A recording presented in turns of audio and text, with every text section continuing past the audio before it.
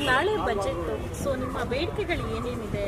Madam, STP ಮತ್ತು TSP ಫಂಡನ್ನು ದಲಿತರಿಗೆ ಮೀಸಲಿಟ್ಟರು ಹಣವನ್ನು ದುರುಪಯೋಗ ಮಾಡ್ಕೊಳ್ತಾ ಇದೆ ಸರ್ಕಾರ.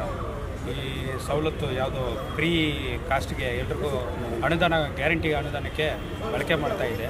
ಅದು ಬಳಕೆ ಮಾಡಬಾರ್ದು. ಹಿಂದಿನ ಸರ್ಕಾರ 7D ಅಂತ ಹೇಳಿ ನಮ್ಮ ದಲಿತರ ಮೇಲೆ ಹೊಟ್ಟೆ ಮೇಲೆ ಹೊಡಿತು. ಇದು 7C ಅಂತ ಹೇಳಿ ತಗೊಂಬಂದು ದಲಿತರ ಮೇಲೆ ಅನ್ಯಾಯ ಮಾಡ್ತಾ ಇದ್ದಾರೆ. ಈ ಬಜೆಟು ಯಾವುದೇ ಕಾರಣಕ್ಕೂ ದಲಿತರಿಗೆ ಸಂಪೂರ್ಣವಾಗಿ ಯಾವುದೇ ರೀತಿಯಲ್ಲಿ ಪೂರೈಸದೆ ಇದನ್ನು ದುರುಪಯೋಗ ಮಾಡಿಕೊಂಡ್ರೆ ಸರ್ಕಾರ ಮುಂದೆ ಪ್ರತಿ DC ಆಫೀಸ್ ಮುಂದೆಗಡನು ನಮ್ಮ ಸಂಘಟನೆ ಉಗ್ರವಾದ ಪ್ರತಿಭಟನೆ ಮಾಡ್ತದೆ. ಈ ದಲಿತರಿಗೆ ಸೇರಬೇಕಾಗಿರೋದು ಈ ಹಣನ ಬಂದು ಬೇರೆ ರೀತಿಯಲ್ಲಿ ದುರುಪಯೋಗ ಮಾಡ್ಕೊಳ್ತಾ ಇದ್ದಾರೆ.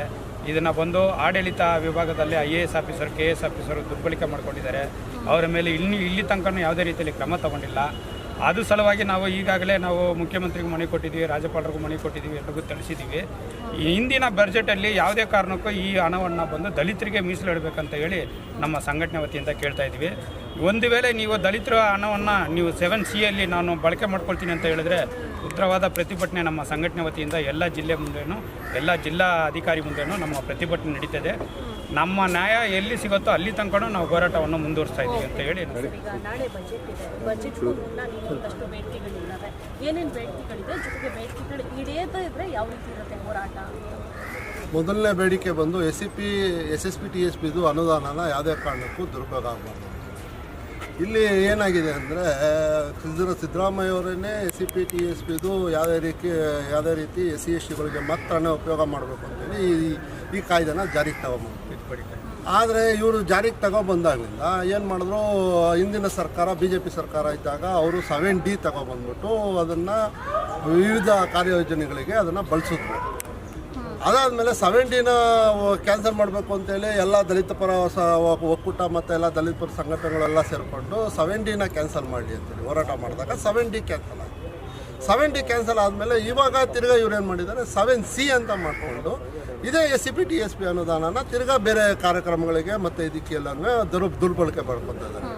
ದುರ್ಬಳಕೆ ಮಾಡ್ಕೊಂಡು ಅದರಲ್ಲಿ ನಾವು ಏನು SC ST ಜನಗಳು 50%ಗಿನ ಜಾಸ್ತಿ ಎಲ್ಲಿರ್ತಾರೆ ಅಲ್ಲಿ ಮಾತ್ರನೇ SCP TSP ಅನುದಾನನ ಬಳಕೆ ಮಾಡಬೇಕು ಅಂತೇಳಿ ಕಟ್ಟುನಿಟ್ಟಾಗಿ ಆದೇಶ ಮಾಡಿದ್ರು ಕೂಡ. ಇಲ್ಲಿ ಸಂಬಂಧಪಟ್ಟ ಕಾರ್ಯದರ್ಶಿಗಳಾಗಲಿ ಮತ್ತು ಕಮಿಷನರ್ಗಳಾಗಲಿ ಮತ್ತು ಕೆಳಗಿನಂಥ ಫೈನಾನ್ಸ್ ಆಫೀಸರ್ಗಳಾಗಲಿ ಯಾವುದೇ ರೀತಿ ಕ್ರಮ ವಹಿಸ್ತಲ್ಲ. ಏನಕ್ಕೆ ಅಂದರೆ ಅದರಲ್ಲಿ ಪರ್ಸೆಂಟೇಜ್ ಬರೋದಿಲ್ಲ.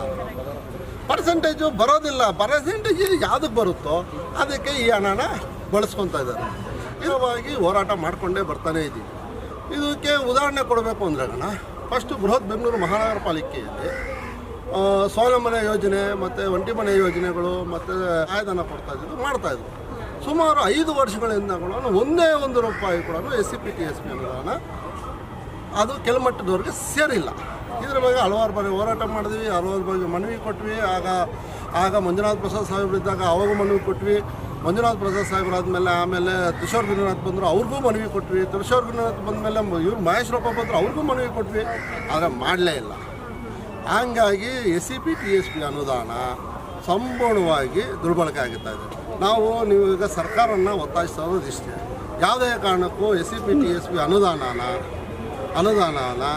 ಗ್ಯಾರಂಟಿ ಯೋಜನೆಗಳಿಗಾಗಲಿ ಮತ್ತು ಇನ್ನೊಂದು ಕಾರ್ಯಕ್ರಮಗಳಿಗಾಗಿ ದಯವಿಟ್ಟು ಅದನ್ನು ಬಳಸಬಾರ್ದು. ಆ ರೀತಿ ಬಳಸಿದ್ದಲ್ಲಿ ನಾವು ಮುಂದಿನ ಹೋರಾಟನ ಎಲ್ಲ ಕರ್ನಾಟಕ ರಾಜ್ಯದ ಎಲ್ಲ ಜಿಲ್ಲಾಧಿಕಾರಿಗಳ ಕಚೇರಿ ಮುಂಭಾಗ